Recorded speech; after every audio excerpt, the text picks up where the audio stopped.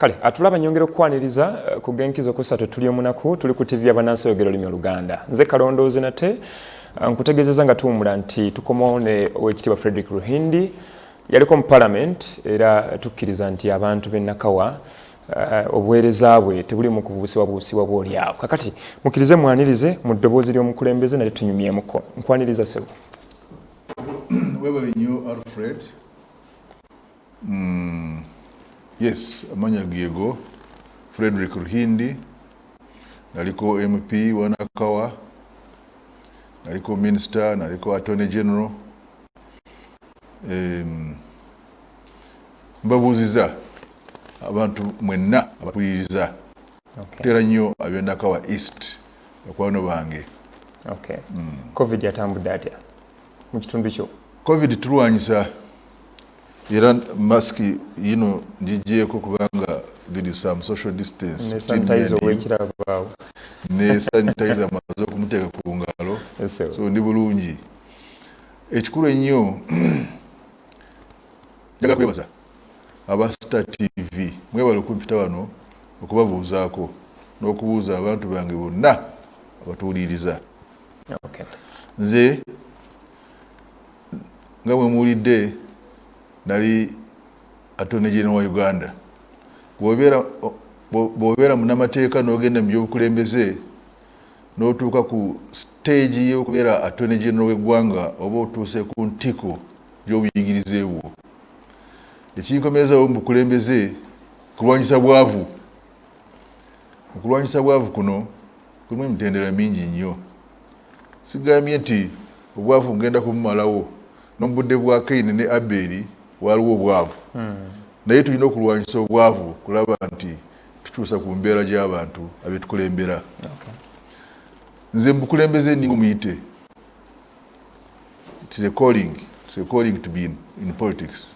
Kusavinga abantu kikulu nnyo ku nze kubanga n'ennaku zino ez'emaze nga ziri mu parliament era mbadde nsavinga abantu. So ekyo kitone Katonda yakimpa. Waliwo ensonga entono njagala tutandikireko owekitiibwa y'ensonga ya Nakawa nga bwe yali ne bweri kati.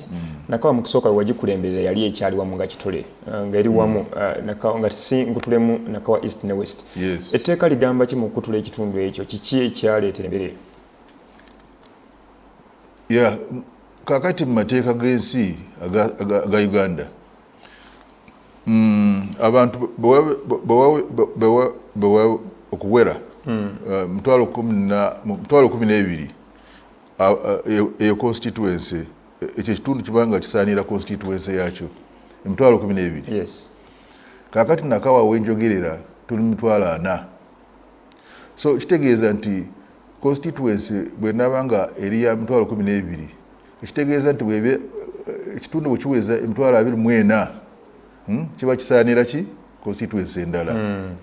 Naye kakati ffe tuli 40,000. Kitegeeza kitandikirawo kubanga tulina okutegeera wagikulemberera mu bantu abatono ne wano weetuuse. Kitegeeza ki okuva ku muwendo guli gwe wakulemberera okutuuka ku bantu 40,000? Is it enkulaakulana wagitandika abantu ne beeyongera oba tebakirabirawo nti wali wasaana okutulamu ekitundu kino mu kusooka? Mu kusooka ekitundu ekyo era ekyokutula mu Nakawa kyatandika dda. Kyatandika mu budde bwa Muzeeyi Bidandi naye nekitambula mpola okutuusa wekituukidde wano stage eno Nakawa nekutulwamu. So of course waliwo abagamba nze nkoze nnyo okwawulamu Nakawa okukola bwenti ne bwenti. Nedda okugabanyamu Nakawa kyatandika dda n'omukulembeze bwange kyali kigenda mu maaso era n'omukulembeze bwange nzijukira bulungi nti LC3 ya Nakawa yayisa resolution nekisindika mu ministry ya Kampala nga basaba okusalibwamu kwa Nakawa. Tekyatuukira budde obwo kituukiridde obudde buno.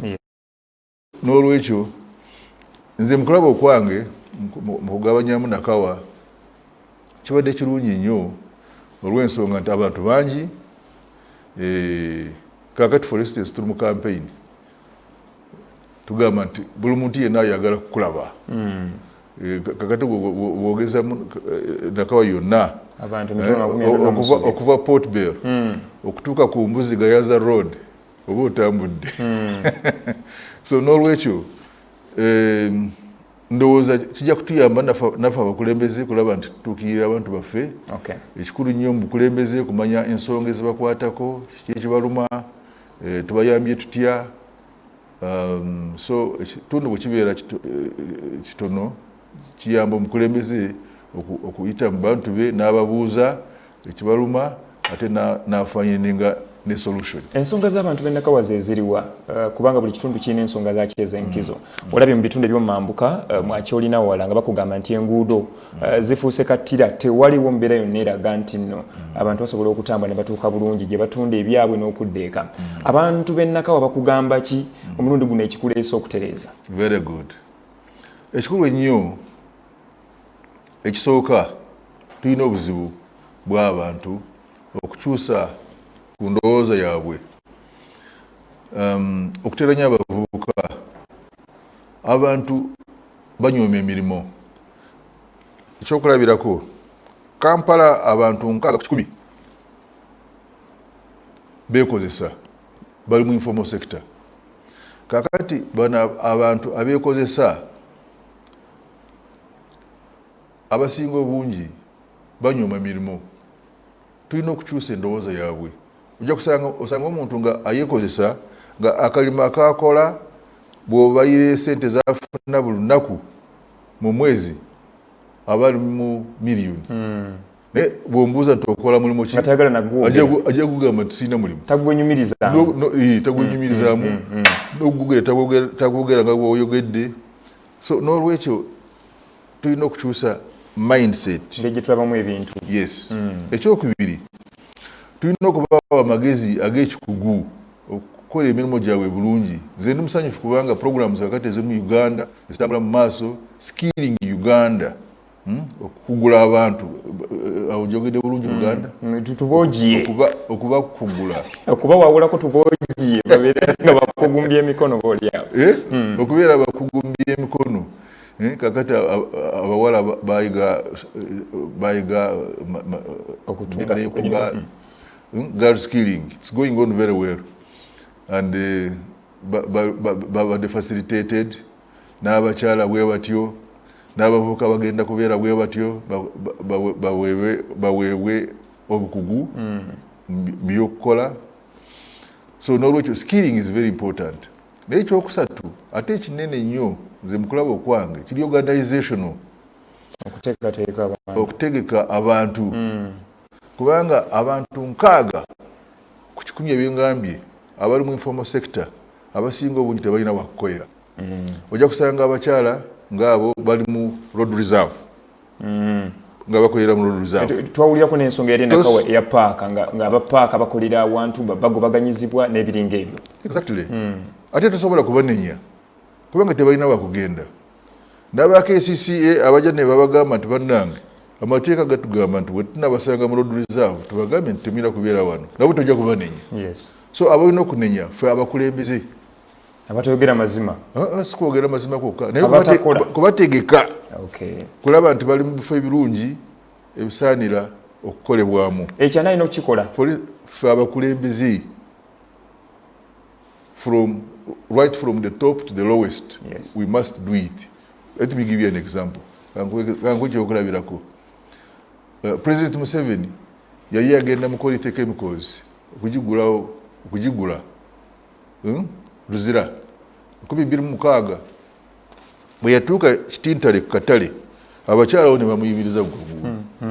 Ne bamugamba naye taata tetulina wakukolera lino ettaka lye tuliko si lyaffe liriko bwannannyini. President n'abasuubiza okubagulira ettaka n'okubazimbira akatale. Era wenjogerera pledge yagituukiriza President gye bali babazimbira akatale wansi awo. Ye organization. Nga nkyali LC2 chairman w'Ebugolobi nze nasibuka wala. LC1, LC2, Council LC3, Council LC5 okutuusa Parliament. So gwomu ku bakulembeze abateeketeka batagudde bugwi mu bintu nti omuntu ava eri n'atandikira ku kinene. Kyekyo nja kukikubuulira bulungi ate kusinga naawe. In fact topic namba ey'omuntu ateekeddwa. Kanjikuweereze. Naye nga LC2 chairman twazimba katale ako nze nakakuyira okuzimba katale k'ebugolobi okuteekeka abantu bave mu road reserves for instance bafune abantu awalungi aw'okukolera kakati ekyo yogeddeko kakikunyonyoye bulungi nze ye people power egyemmanyi nze saagenda mu nsiko naye abantu bano bwe bajja ne bajja ne policies nungi ne principles nungi nange nensanyuka kakati kangu ekyokulabirako nga nkyali state attorney budde obwo nga tewalimu restrictions kubanga twali mu movement system nga temulimu ekyokugamba nti bwonabanga oli mu party gindi tosobola kuyimirirawo obudde obwo ne public servant yali ayimirirawo for instance mu kifo kyonna so mu budde obwo nange nenyimirirawo mu bugolobi blocks 1 to 8 village abantu ne banyimirira emabega ne bampa bwa LC1 chairman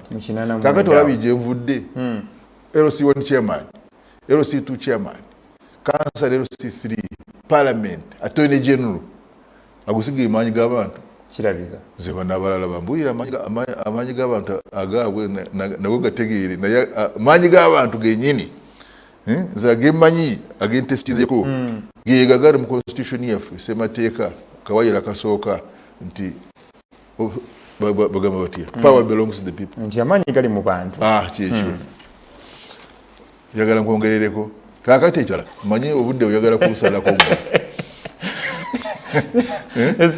leka nkuba kalala kakati kano it's professional kubanga ndi lawyer nga nkyali attorney general naleka nga tumaze okuteekawo policy ya legal aid okuyamba abantu abatasobola sente z'abalooya kanku ekyokulabirako ebyalusanja wabiwulira ojja kusanga omuntu bamugobye mu ttaka waliwo court order omuntu agobeddwa mu ttaka talina wakusula talina kyakwebikka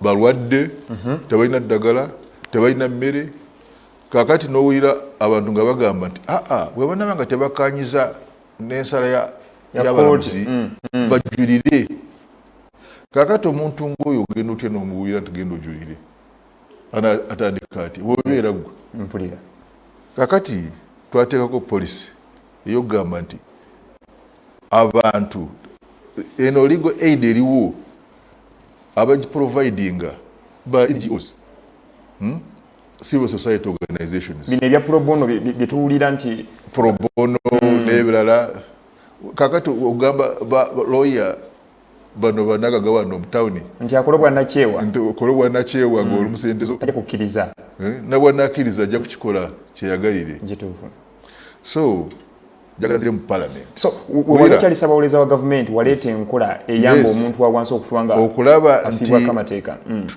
tuteekawo ba lawyers mu institutions za nga gavumenti basasulibwe gavumenti nga ba lawyers abwe tulina balala owulidde ate tulina ba lawyers bangi universities tulina nyingi kakati ezisomesa abaana bangi nnyo tebalina mirimu naye ekitwetaaga tuteekewo ensako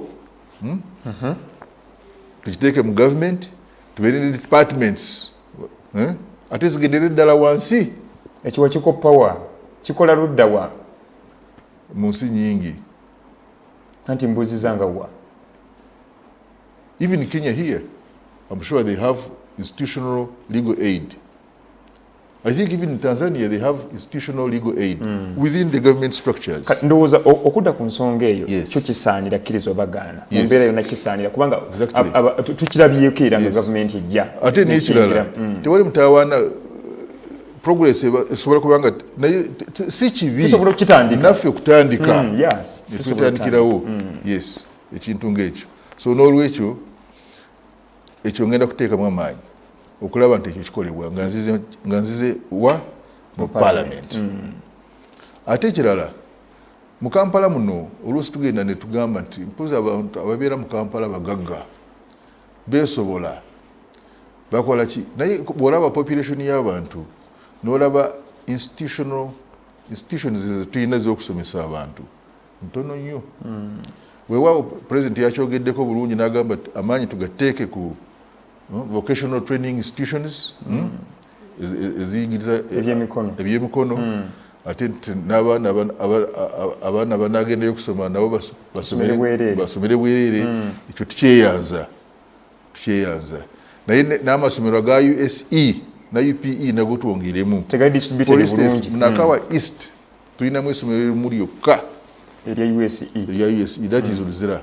Weewaawo amaanyi geeyongeddemu naye twetaagayo eddala. Baali bangamba nti tetulina ttaka ery'okuteekako essomero, ze ttaka naalirabye, so tewakyaliwo olwekwaso. Wali ku Kiswa Primary School waliwo eka namba ekyali free, wetuteekako kalina nga 4 oba 5 muteekamu abaana 100. Waliwo community center ekiswa tusobola kuteekako kalina 4 oba 6 abaana basome. So n'olwekyo tewakyaliwo olwekwaso bwe nkomyewo abo bwe naakomawo sigambye nti bwe naaba nkomyewo nga nkomye. I'm not saying if, I'm saying when I am going, when I'm back in Parliament, I will make sure that we have one USE, at least one USE in Luzira, in Nakawa East, but there is also a special request. Luzira prisons, in a request, because of the peculiar programs, nabo nga parish, nga Luzira prisons, bafune essomero erya USE kubanga balina erya primary UPE bafune n'erya USE tubeere bulungi. Oweekitiibwa Nakingi njagala okutegeera mu bigambo ekisokera ddala manifesto yo egamba kino sizze kutandika kulya kubanga kkiriza obagaana ozze otambulira mu bukulembeze oli muteeketeeke olina by'olaba ndi muyite. Yes, olina calling. I am not in politics out of convenience. Manifesto I am in politics out of conviction. Kyomatiza abantu Mine is a calling. Yes. So bwongamba nti kakati kyekikomezaawo no even n'ennaku zino ezibadde mu parliament badde nsavinga abantu. Yes. Naye nja kubasavinga bulungi nga nzize ku nsulo nembasakira ekiwerako. Okay, kakati njagala okubuuza Oweekitiibwa ennyo nti mu mbeera gye tutambuliramu eno ya COVID-19 abantu ogenda bamatiza otya kuba ndaba si bangu bakukuŋŋaanya okuggyako ng'oli defiant nga opposition. House to house. Otambuddeko? Nnyo. House to house. Ntambula house to house. Kiki kinnema bwe nti okuva edda nedda nkugambye nti nava ku LC1, LC2, council LC3, council LC5. Parliament ebisanja 3. Okay. Kakati ngenda mu kyakuna. Lwaki abalala ekibalemye okukola nga gwe bw'okikola? Tebana batyayo. Waliwo ebintu bingi. Kakati bintu bingi ebyetaagisa. By the way, okwagala abantu n'okubasavinga kyenva nkugamba nti if it is not a calling kijja kukugumira. Nze abantu bangamba Ruhindi teekako ofiisi abantu babeere nga bamiitingira mu ofiisi. Abantu bagamba bannange ne bwe nteekako ofiisi naye abantu tebaagala ofiisi, tebaagala kizimbe, tebaagala ntebe ng'eri, baagala Ruhindi. Nze kambaleka awo nansanga wonna mbawulirize niike wange bansangayo. Njagala okutegeera Ruhindi abateeka eka ewuwe n'abawaka caayi ate nandikoze ntya? Naawe ng'Omuganda omanyi nti olugendo enjala terudda. Bw'anaabanga atuuseeko azze kundaba nga kacaayi weekali tujja kukanywa. Ruhindi nakyentegedde okuyita abantu n'abakuŋŋaanyiza mu kisaawe oyogere nabo badde eka nga si walungi kya bulabe nnyo kisingako omuntu okumusinkana ewe n'otegeera ebizibu by'ayitamu kyogezaako okunnyonnyola kyengezezzaako okutegeera nti osobola okubayita mu kisaawe n'obabuulira ne badde eka nga bayala n'obabugumiriza naye bw'ojja n'obasisinkana mu mayumba gaabwe n'otegeera nti gundi alina ekizibu kino emyala gya wano teginaba kukolebwa bulungi kyogezaako okunnyonnyola nti abantu basisinkanye. Naye kibi ki ne State House sibaka ga president abantu tebagendayo ne tukolerayo meetings. Okay. It's okay, there's no problem. But the most important thing is to meet ku meeting abantu. Oba basinkanye eka, oba basinkanye ku luguudo, oba bakubide essimu n'oyogerako nabo, fine. Okay. Mukulu Hindi njagala okusomooza nkugambye nti kati wetwogerera Kampala yafuuse mumyufu oba wa Nuupu oba wa People Power ogenda kuyitawa amaanyi galiwo agago kubanga abantu wabandaze naye abantu babadde basenguka ne bava mu yero ekyo kati okirabye otya? Linda kaboksi aka scientific linda kaboksi kayinza okubeera mu nwaji byayimba bimanyi ate nkomyewo wano ennaku 15 January ombuuza ekibuuzo ekyo nti wayitawa. Okay, tuteeketeeko okufundikira Mukulu Hindi. Ebigambo byange wakati mu kubuuza ekigenda maaso oba oliawo birabikanga ebituuse ku nkomekero. Kiki kyolaba ekisaana okugamba omuntu w'Nakawa naddala nga mulonzi ne bannakampala bonna awamu kubanga waliwo abantu abalondera mu Nakawa naye nga si gye basula kisoboka ekyo okubeerawo. Waliwo abantu abayitamu obuyisi mu Nakawa. Nakawa kifo kinene nnyo kubanga n'ava ejjinja waayita munansi naddala yeetaaga Nakawa kyenkanawa n'ali mu Nakawa alina kuteekateeka ate Nakawa okufaanana obulungi ng'akulembeddwa gwe. Ekibuuzo kyo sikitegeere bulungi. Kiki kyoteeseeko essira ekikulu ennyo ekyoyagala okuwulira? Munansi akozesa Nakawa n'abeera mu Nakawa bigambo ki biyinza okumwesaawe n'abitegere nga tufundikira? Well, mpozi nakano kankogere nga sinaba kumaliriza.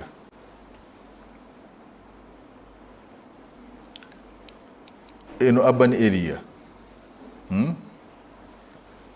abantu baffe nga abakulembeze tubakolere obulungi babeere bulungi nga ffe bwe tuli.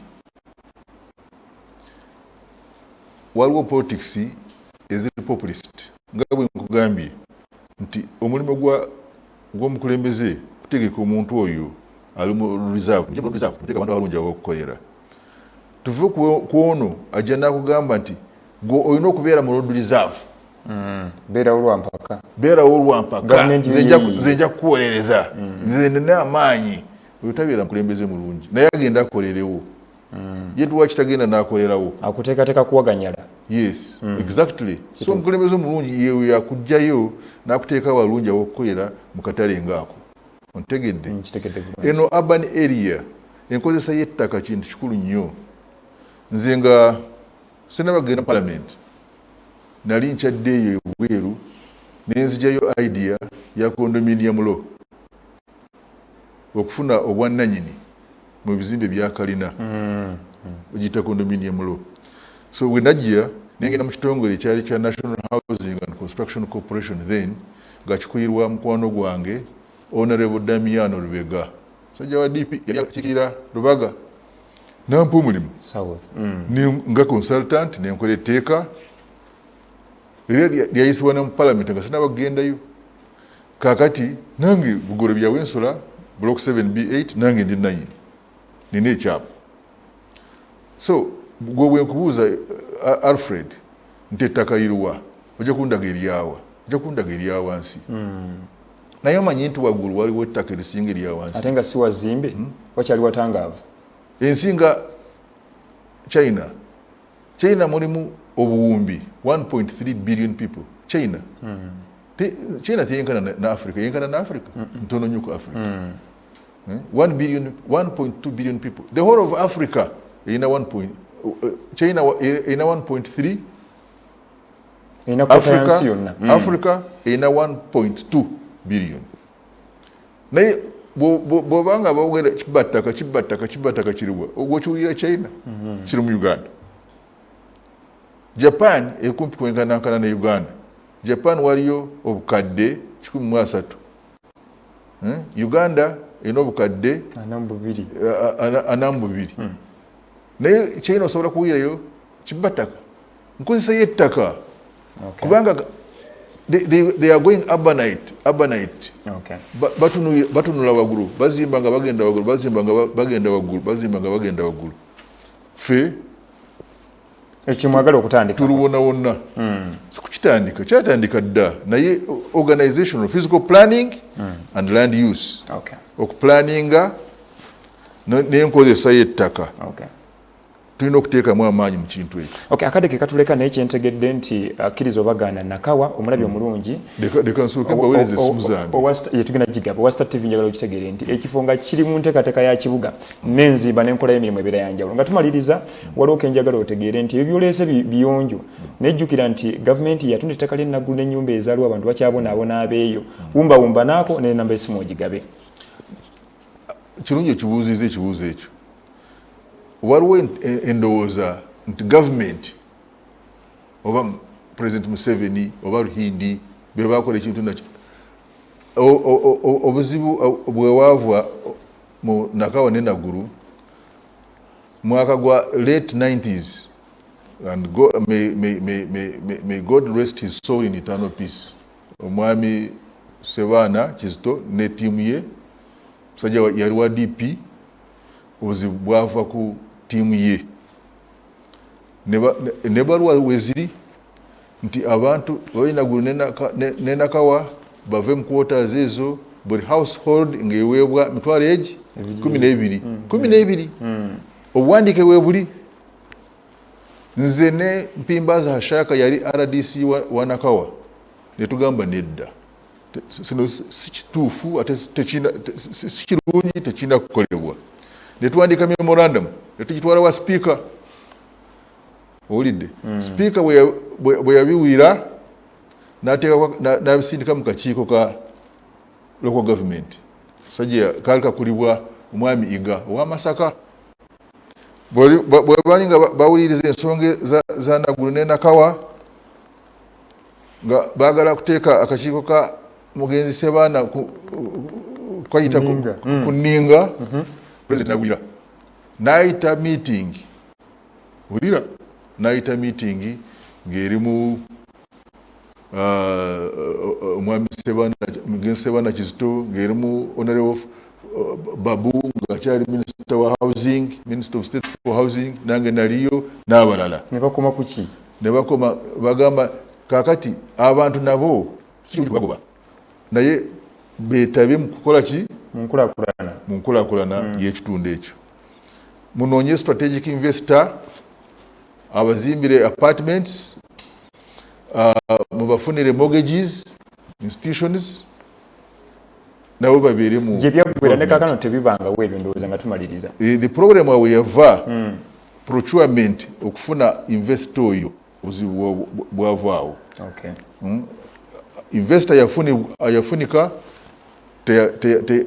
teyali wavunaanyizibwa ebintu teyabikola so n'olwekyo awenjogerera nze nga nva mu bwa Attorney General naleka nga tuteeseyo ekiwandiiko nti contract ye esazibwemu era contract ye yasazibwamu kyekituufu so kakati progress okuvaawo kutuuka saawa eno ebyo sisobola kubyogerako kubanga siriiyo namba y'essimu tugigabe kakati abantu bange ab'e Nakawa East nina omusango gwa simu zino kakati ndi wano abasinga obungi musobola kubanga mukuba nga sikwata so n'olwekyo muleke okunenya nnyo obudde buno bwa campaign saakola nsobe okubaaliza essimu zange naye ngezaako babuulira nti wenabanga sikutte gwe sindika message so essimu zange 077 434 705 endala 070 434 705 zogire mu Luganda noti 77 2 3 7 noti 5 noti 7 noti 2 3 7 noti 5 kale bonankubiranga sikutte sindika message kale ate akanoti kalikeka 14 January mbasaba mujje mu bungi munkubira kalulu mumpaka lulu mwebale nnyo mwebalire ddala kale omukulu tumulonde abakkiriza byayogedde mbakubeera we Nakawa kale ekyo kiwedde kakati tugende mu bitundu eby'e Kampala kale katugende e Kampala omukulembeze gwanga gye buyise yawe ekiragiro nti obutale bwonna budde eri gavumenti Kisekka ke katala katandikiddwako wakati nga minisita Amongi akakasa nti president ekiragiro kye kirina okusibwa mu nkola. Tugenze mu kitundu ekya Kisekka gye buvuddeko gavumenti yeddiza obuvunaanyizibwa bw'okuddukanya obutale oluvannyuma lw'emuvi ejajje bwetobeseemu okuviira ddala ku bassentebe abaapaaluusanga kosa n'okulinnyisa ebisale n'okunyuunyunta abasuubuzi. Olw'emivuyo gino omukulembeze w'eggwanga yalagira minisita wa Kampala okuyingira mu nsonga zino mu bwangu ddala. Leero poliisi n'amagye bikeddeko ewa mu katale k'ewa Kisekka okusobozesa enteekateeka y'ekitongole kya KCCA nga kikulembeddwa minisita wa Kampala Betty Amongi kusisinkana abasuubuzi b'omu katale kano kutuukiriza ekiragiro kya pulezidenti.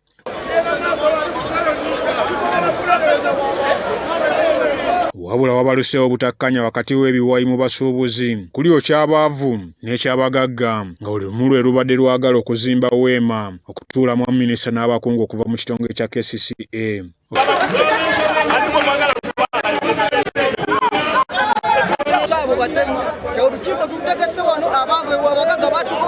Oluvannyuma minisita wa Kampala Betty Amongi awerekeddwako akulira ekitongole kya KCCA Dorothy Kisaka wamu ne RCC wa Kampala Farida Mayanja batuuse kyokka basoboleddwa olw'okusisikagana ebitogi wakati mu basuubuzi bano.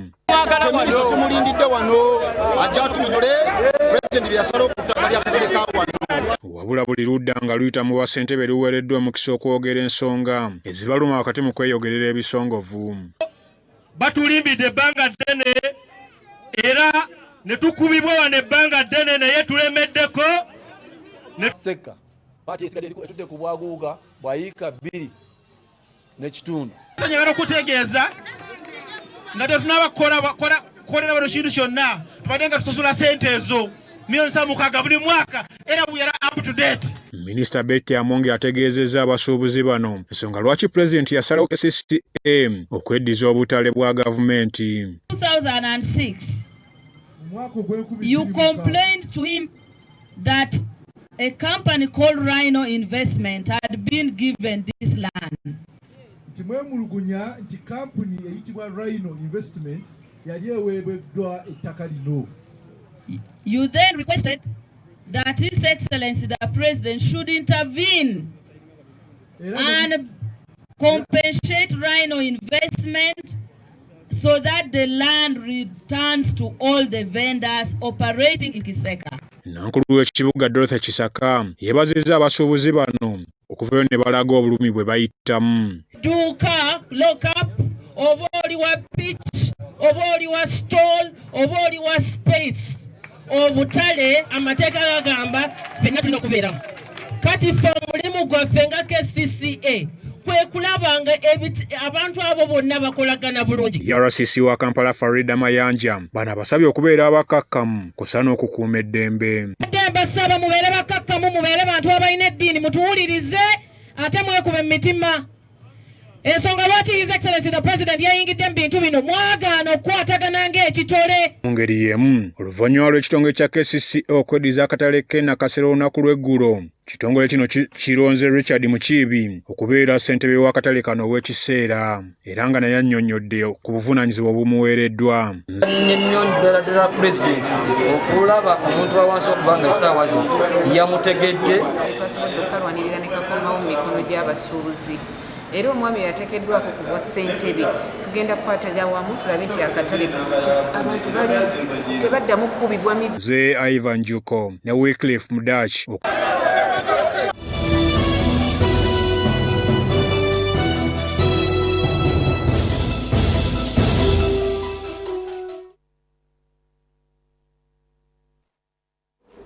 Kale Kawoza Masiga entebereza ku mbeera y'obudde olunaku olw'enkya weetaaga okugimanya otegere bw'onaasuulira mbeebo ogenda kutambula tamusiiya oba ntaasoma kigolongojjo.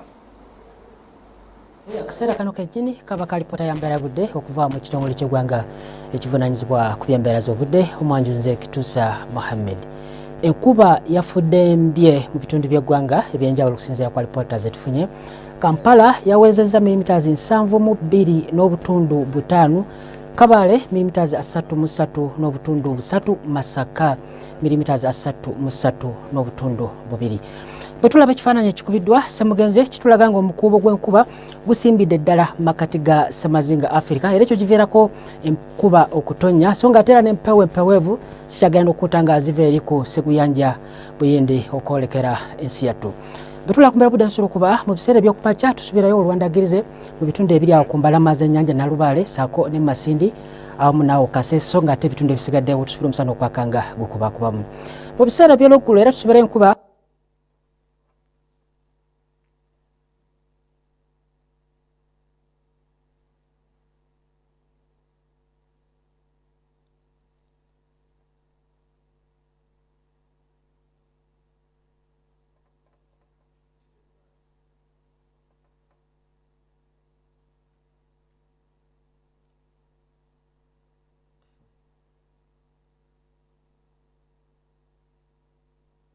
mu biseera by'olweggulo era tusuubira enkuba kweyongera okutonya mu bitundu ebisangibwa eyo ebugwanjuba saako n'ebiri ku mbalama z'ennyanja Nalubaale so nga ate eri mu Kalamojja awamu n'eri ebukiikakkono tusuubira omusana okwakanga gukubakubamu. Ebbugumu tulisuubira okuba ku diguli za 29 ebitundu ebisangibwa mu Acholi, Lango saako ne Teso so nga ate Buvanjuba 28 eri mu Kalamojja era nawo 29 so nga ate ebiri mu Masekati ekibuga kyaffe kikulu Kampala Mubende 27 eri Kasese 28 Kabale 22. Bwetulaba ku mbeera budde nsobola okuba mu bibuga ebimusangibwa ebunaayira mu kibuga Mombasa tusuubirayo enkuba okutonya wabula ebbugumu okuba ku diguli za 30 so nga ate eri mu London embeera budde okubeera ekizimezime ebbugumu okuba ku diguli 15 so nga ate eri mu New York yo tusuubirayo olwandagirize ebbugumu okuba ku diguli 10. Tuyanza okubeerako naawe beera bulungi weraba.